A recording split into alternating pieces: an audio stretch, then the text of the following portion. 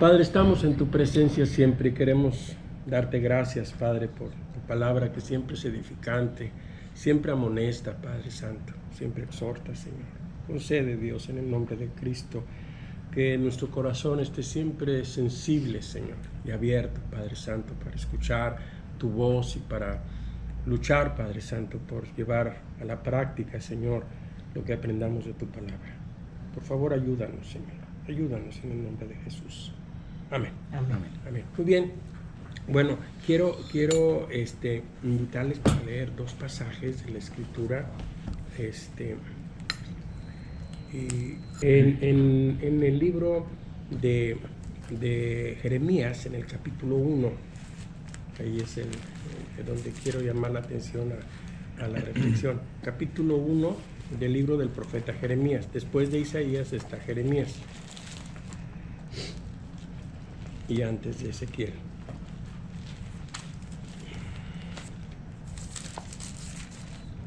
Jeremías capítulo 1.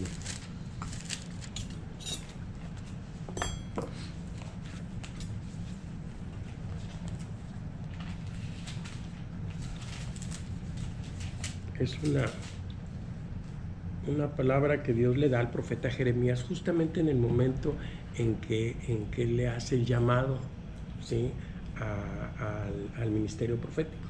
Dios llama a Jeremías para que cumpla con una misión particular que tiene que ver con la nación de Israel, para llevar la palabra a la nación de Israel, y esta es, digamos, la introducción de su llamado, o sea, de cómo Dios llama a Jeremías, ¿sí? Dice: las palabras de Jeremías, hijo de Hilcías, de los sacerdotes que estuvieron en Anatot, en tierra de Benjamín. Palabra de Jehová que le vino en los días de Josías, hijo de Amón, rey de Judá, en el año 13º de su reinado. Le vino también en días de Joacim, hijo de Josías, rey de Judá, hasta el fin del año 11 de Sedequías, hijo de Josías, rey de Judá, hasta la cautividad de Jerusalén en el mes quinto. Vino pues palabra de Jehová a mí, diciendo: antes que te formases en el vientre te conocí. Antes que te formase en el vientre te conocí, y antes que nacieses te santifiqué, te di por profeta a las naciones. Y yo dije: Señor Jehová, he aquí que no sé hablar porque soy niño. Y me dijo Jehová: no digas soy niño, porque a todo lo que te envíe irás tú y dirás todo lo que te mande. No temas delante de ellos, porque contigo estaré para librarte, dice Jehová. Extendió Jehová su mano y tocó mi boca, y me dijo Jehová: he aquí, he puesto mis palabras en tu boca. Mira que te he puesto en este día sobre naciones y sobre reinos, para arrancar y para destruir, para arruinar y para derribar, para edificar y para plantar. La palabra de Jehová vino a mí diciendo: ¿qué ves tú, Jeremías? Dije: veo una vara de almendro. Y me dijo Jehová: bien has visto, porque yo apresuro mi palabra para ponerla por obra. Vino a mi palabra de Jehová por segunda vez diciendo: ¿qué ves tú?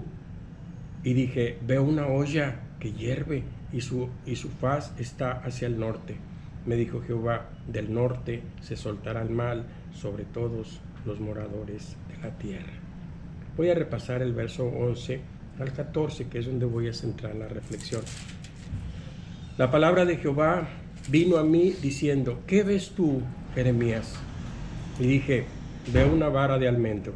Y me dijo Jehová: bien has visto, porque yo apresuro mi palabra para ponerla por obra. Vino a mí palabra de Jehová por segunda vez diciendo: ¿qué ves tú? Y dije: veo una olla que hierve y su faz está hacia el norte. Me dijo Jehová: del norte se soltará el mal sobre todos los moradores de la tierra. Ahora voy a invitarles para leer en el libro de Números una historia que se relaciona con esto. Capítulo 16, luego si tienen oportunidad de leerlo, Números 16 es el contexto de esta historia, que fue una rebelión que se dio en el pueblo de Israel mientras andaban en el peregrinaje en el desierto. Se dio una rebelión cuando Dios nombró a Aarón, hermano de Moisés, como sacerdote, y a su familia, ¿sí? Se da una rebelión entre una familia, los hijos de Coré, porque decían, bueno, ¿por qué nomás Aarón y su familia van a ser sacerdotes? ¿Qué acaso Dios no está con todos nosotros? Y se rebelaron y organizaron toda una rebelión que Dios censuró y condenó, ¿verdad? Y que hubo una gran mortandad como consecuencia, ¿verdad?, de ese pecado. Y esa rebelión de Coré, pues murió toda su familia. Pero para clarificar las cosas, ¿sí?, Dios llama a un representante de cada una de las 12 tribus, ¿sí?, para ver, bueno, que Dios confirme quién habría de ser, de qué familia habría de ser el sacerdocio de Israel, ¿sí? Y bueno, ahí también Él les pide una vara a cada uno de los representantes de cada una de las tribus, y llevan una vara, ¿sí? Llevan una vara, y la tribu de Leví, que era donde provenía Aarón, ¿sí?, también tenía que llevar una vara, ¿sí? Y entonces esa vara Moisés la toma y las guarda una noche en el tabernáculo, que era el lugar de la reunión, que era el lugar digamos lo que equivaldría al templo, ¿sí?, el tabernáculo de reunión. Y entonces dice aquí el capítulo 17, ¿sí?, ahí a hacerles un poquito la historia del 16, luego lo leen ustedes. Dice: luego habló Jehová a Moisés diciendo: habla a los hijos de Israel y toma de ellos una vara por cada casa de los padres de todos los príncipes de ellos, 12 varas conforme a las casas de sus padres, y escribirás el nombre de cada uno sobre su vara, y escribirás el nombre de Aarón sobre la vara de Leví, porque cada jefe de familia de sus padres tendrá una vara. Y las pondrás en el tabernáculo de reunión delante del testimonio, donde yo me manifestaré a vosotros. Y florecerá la vara del varón que yo escoja, y haré cesar de delante de mí las quejas de los hijos de Israel con que murmuraron contra vosotros. Y Moisés habló a los hijos de Israel, y todos los príncipes de ellos le dieron varas, cada príncipe por las casas de sus padres una vara, un total de 12 varas. Y la vara de Aarón estaba entre las varas de ellos. Y Moisés puso las varas delante de Jehová en el tabernáculo del testimonio, y aconteció que el día siguiente vino Moisés al tabernáculo del testimonio, y he aquí la vara de Aarón de la casa de Leví había reverdecido, echado flores, arrojado renuevos y producido almendras. ¿Sí? La vara seca de Aarón, dice, había reverdecido, echado flores, arrojado renuevos y producido almendras. Lo quiero relacionar con este otro texto que leíamos en Jeremías, cuando le dice a Jeremías en un momento crítico también de la nación, ¿sí?, un momento crítico. Se venían tiempos muy difíciles, los pueblos del norte, asirios, babilonios, habrían de venir sobre todos ellos, y habría de ser destruida finalmente la nación de Israel. Ya para entonces Jeremías le tocó vivir quizás el tiempo más difícil de la nación, más difícil, más triste.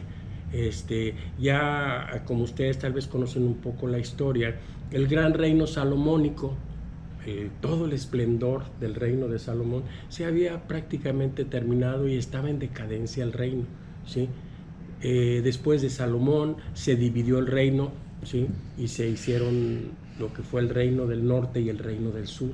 El reino del norte fue el más favorecido en cuanto a la población, porque se fueron 10 tribus para el norte.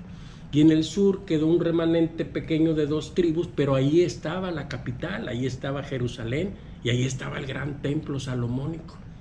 Al paso de los años, pues fue decayendo, ¿verdad?, tanto el reino del norte como el reino del sur. Primero el reino del norte fue llevado cautivo por los asirios y se acabó el reino del sur, se exterminó completamente. Y el reino del norte prevaleció todavía poco más de 100 años después de la caída del reino del norte. Y el reino del sur, pues ahí estaba, digamos, la tribu de Judá, y estaba la tribu de Leví, que era de donde venía el sacerdocio, y estaba el templo, el suntuoso, que ya no era lo mismo, ya el esplendor de las épocas salomónicas había terminado, y de alguna manera el templo estaba un tanto abandonado, pero era el centro de la adoración, ¿sí? Y en este momento que habla Jeremías, ellos estaban bajo el acoso de los asirios y con la inminente, ¿sí? O con el inminente, la inminente invasión de los babilonios. Se les venía todo encima, ¿sí? De manera que a Jeremías le tocó vivir la caída del reino del sur y ver todos los dolores y todas las tristezas, todos las muertes que hubo. Fue quizás una de las guerras, ¿verdad? O de las tristezas más grandes que vivió Israel, ¿sí? Jeremías lo narra en el libro que sigue, que es el de las Lamentaciones. Ahí cuenta Jeremías cosas que ni quisiera uno leer a veces de lo que sucedió, ¿verdad? En Judá y particularmente en Jerusalén, ¿verdad? Durante el sitio que vivieron como consecuencia del ataque babilónico. Dice la Escritura, fueron 3 años y medio de sitio, ¿sí?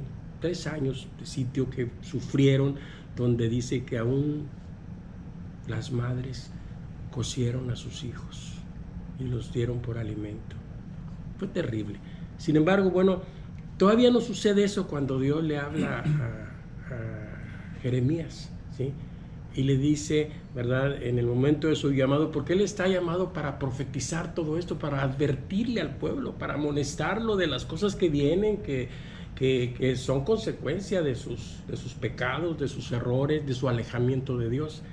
Y en ese momento de su llamado, Dios le dice a Jeremías, muy bien, Jeremías, ¿qué ves, Jeremías? ¿Qué ves? ¿Qué ves tú en esta realidad? ¿Sí? Y lo primero que ve Jeremías dice, veo una vara de almendro. Y entonces le dice el Señor, bien has visto, porque yo apresuro mi palabra para ponerla por obra. Y luego le vuelve a preguntar, ¿qué ves tú, Jeremías? Dice, veo una olla que hierve y su haz apunta hacia el norte. Bien has visto, Jeremías, porque yo apresuro mi juicio, porque el mal se soltará del norte sobre todos los moradores de la tierra. Y bueno, hay 2 lecciones muy importantes aquí para nosotros en medio de la realidad que nos toca vivir en cada tiempo. Hoy sin duda es un tiempo difícil, ¿verdad? Donde vemos tantas realidades contrarias, tantas realidades atractivas también, tantas posibilidades. A veces cualquier cosa nos despierta la esperanza, ¿verdad?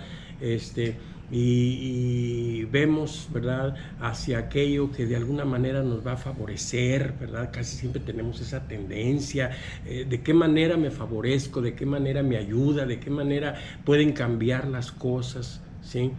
Y es difícil a veces ver lo que Dios ve o ver desde la perspectiva espiritual.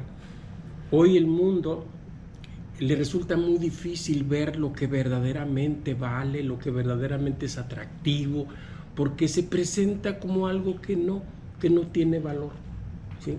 Si nosotros pensamos en una vara, ¿qué valor pudiera tener esta vara? ¿Qué ves tú, Jeremías? Veo una vara de almendro, ¿sí? Si la subastáramos, esta vara, tal vez nadie querría comprarla, porque no tiene atractivo.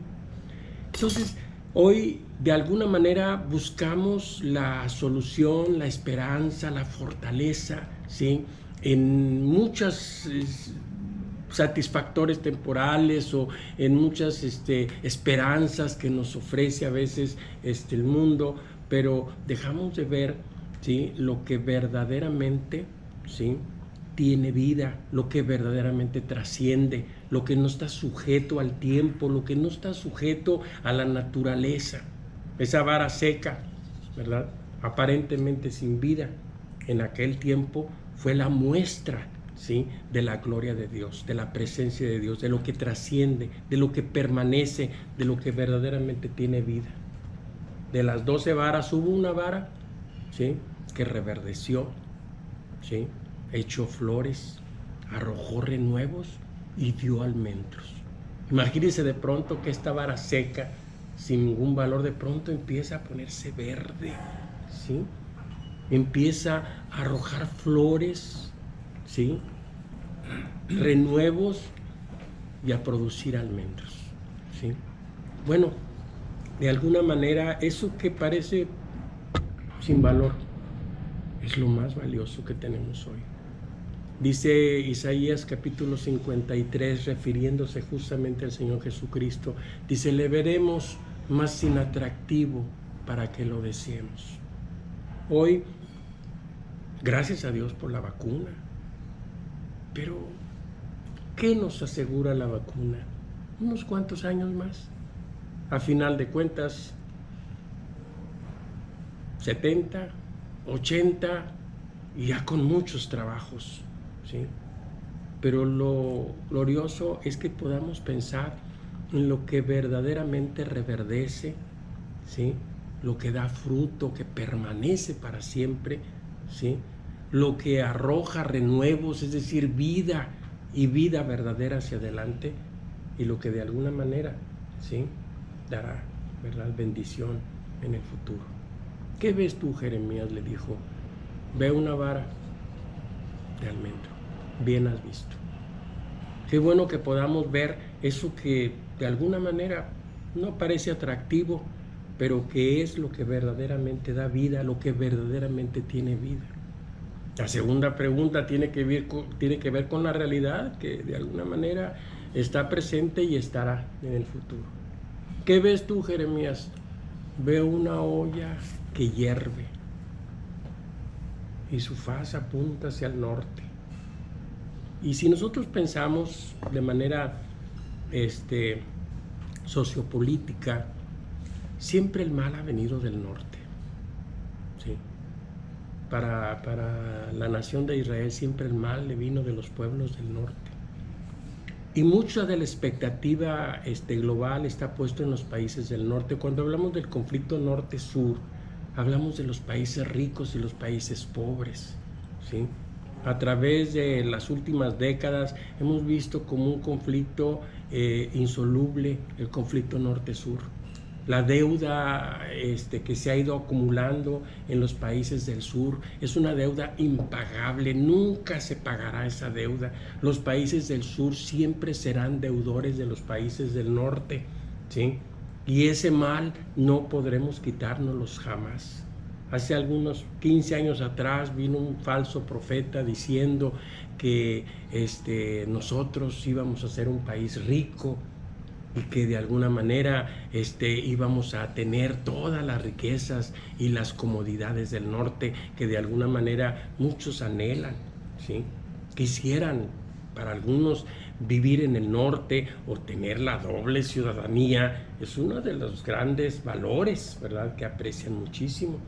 Pero no perdamos de vista que siempre del norte se ha soltado todo el mal, las guerras, ¿sí?, las opresiones de los pueblos, las injusticias. Si nosotros analizamos la historia, pues para que haya un pueblo rico tiene que haber un pueblo pobre, ¿sí?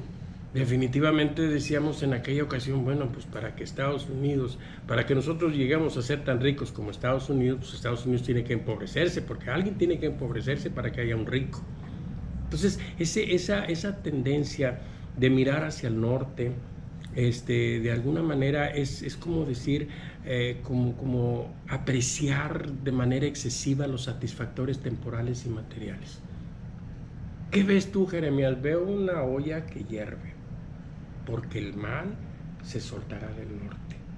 De alguna manera, hace algunos, yo creo que, no recuerdo cuál fue el Papa, pero tal vez ustedes lo recuerden, el que hizo una propuesta y dijo, pues hombre, ¿cuál es el caso que los países pobres o países del sur estén endeudados? Condonen la deuda externa y vamos a empezar a poner nuevamente el corredor económico en ceros, ¿sí? Vamos a ponerlo en ceros, que se acabe la deuda externa. Ningún país quiso aceptar eso. ¿Por qué? Porque de alguna manera se asegura el dominio, la hegemonía, ¿sí?, la opresión sobre los pueblos deudores. De manera que siempre el mal ha venido de de donde ponemos a veces las expectativas, ¿sí?, en lo material. ¿Sí? ¿Qué ves, Jeremías? Pues es más fácil mirar hacia el norte y no ver la olla que hierve, no darnos cuenta que el juicio, ¿sí?, de alguna manera, ¿sí?, se viene del norte. ¿Sí? ¿Qué ves? Veo una olla que hierve. Bien has visto, ¿sí? Porque de alguna manera el mal, ¿verdad?, se soltará del norte, dice, sobre todos los moradores de la tierra. ¿Sí? Del norte se soltará el mal sobre todos los moradores de la tierra.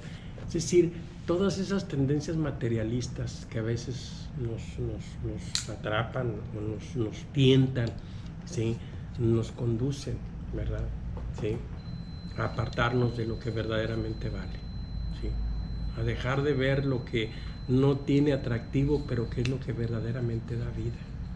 Es importante que nosotros podamos valorar lo sencillo, ¿sí?, lo básico, lo sustancial, que podamos nosotros ser más misericordiosos con los que no tienen, estar más dispuestos a dar a los pobres y necesitados, aunque de pronto no nos dejen algunas satisfacciones, ¿verdad? A veces inviertes en algunas personas que están necesitadas en sus momentos críticos o angustiosos y pareciera ser que no les ayudará gran cosa, pero sin embargo todo lo que hagamos en favor de los pobres siempre será, ¿verdad?, tomado en cuenta a favor de nosotros, ¿sí?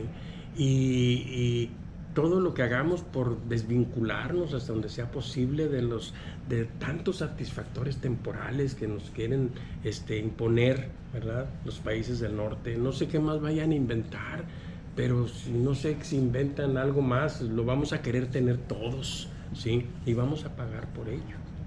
Pero nunca perdamos de vista que de las tendencias materialistas y temporalistas, de ahí se suelta el mal. Cuando nos apegamos demasiado a la búsqueda de los valores temporales, corremos el riesgo, ¿verdad?, de dejar de ver lo que verdaderamente vale. Entonces, del norte se soltará el mal. Todas las riquezas que del norte se presentan como atractivas, hay una tentación muy fuerte a querer tenerlas. Todos los satisfactores que vienen de allá, quisiéramos de alguna manera tenerlos. Sin embargo, pues yo les animo muchísimo a que valoremos la sencillez, ¿verdad?, ¿sí?, y que podamos ver lo que otros no están viendo como valioso. ¿Qué ves tú, Jeremías? ¿Qué es lo que te va a sostener, Jeremías, en toda esta realidad contraria que sin duda se vendrá? Porque esto se va a empeorar.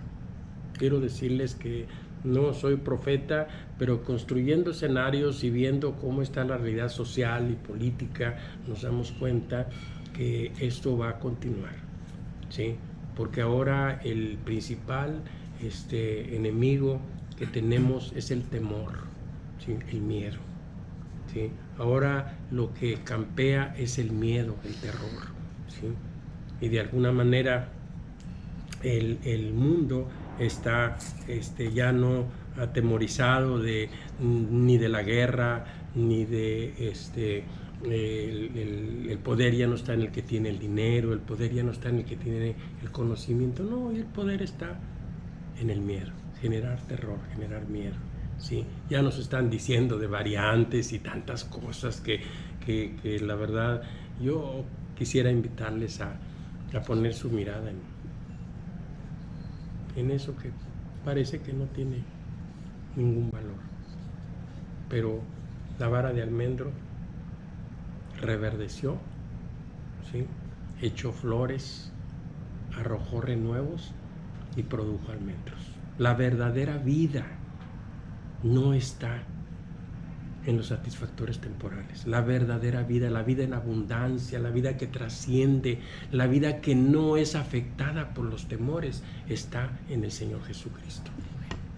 apreciemos de todo corazón la fe, abracemos de todo corazón la fe, desvinculémonos hasta donde sea necesario de lo temporal, dejemos de estar mirando hacia el norte, es decir, hacia la riqueza, los satisfactores temporales, las herencias, tantas cosas que a veces se nos vienen, ¿verdad? Los patrimonios, ¿verdad? Acrecentarlos, crecerlos. Bueno, hay que tener lo que sea necesario, ¿verdad? Sin afanes, ¿sí? Pero sobre todas las cosas cultivar el aprecio por lo que verdaderamente da vida, inculcarlo a nuestra descendencia. ¿Qué ves tú? ¿Qué ves tú? Veo una vara de almendro. ¿Qué ves tú? Veo la olla que hierve también. Esa es una amonestación hacia todo lo temporal, hacia todo lo material, ¿sí? De manera que no nos dejemos arrastrar por ello. Las cosas materiales y temporales a veces destruyen hasta la familia, ¿sí? Que Dios nos guarde, pues, y que aprendamos a ver la vara de almendro. Aunque no nos quede nada en lo temporal, pero vamos a tener lo que verdaderamente produce vida. ¿Qué ves tú? ¿Qué estás viendo en la cotidianidad? ¿Sí? Lo que verdaderamente tiene vida, alégrate, gózate, ¿sí? Llénate de esa vida. Lo que viene del norte, bueno, pues ahí lo tenemos, ¿verdad? Pero no es lo que determina nuestra vida, ¿sí? Ni es lo que apreciamos, ¿sí? Hay que, hasta donde sea posible, cuidar lo que podemos tener y mantener un patrimonio. Si podemos heredarle algo a nuestros hijos, qué bueno. Yo les dije a mis hijos, no les voy a dejar nada, ¿sí?